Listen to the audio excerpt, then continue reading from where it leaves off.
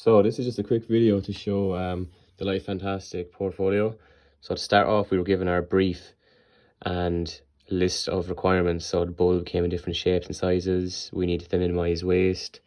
Think of a different function for a package because the package is often getting thrown out, and this is a lot of waste. So here is our storyboard kind of timeline to show how we designed our project. So we started off by analysing the brief, right up to designing our sketches and even talking to friends and getting feedback.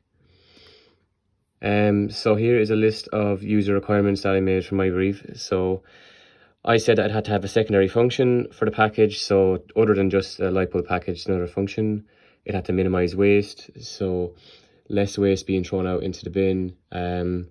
Had to be environmentally friendly, so use from sustainable materials, or else nothing that's going to tarnish the environment. The aesthetics, I said, had to look good, because how good the design is going to look will influence how people will buy it. And also low cost as well. If something's low cost, it'll encourage people to buy more of it instead of having it high cost.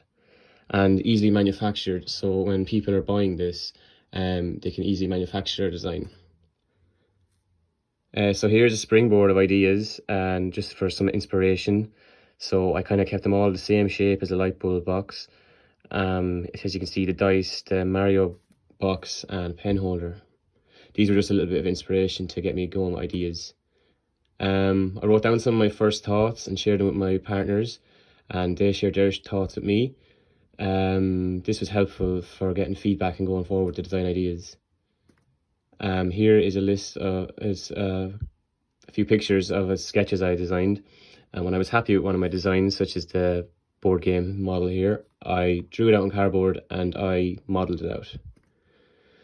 I thought my design was new and special because no one in the lab had a design similar. It does fit the design brief and user requirements as well. I used Access FM then for the aesthetics, cost, customer, environment, size, safety, function and material. So this is just kind of breaking my design down and analysing and see would it fit the requirements and would it fit the brief, and it did.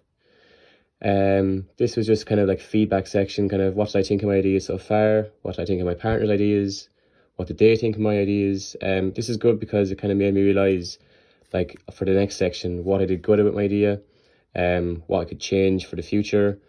So this was very good feedback as well. And lastly was the hexagons. So this was for mapping. So each of these went into a slide where they suit best. It really helped with the design process of the Light Fantastic brief.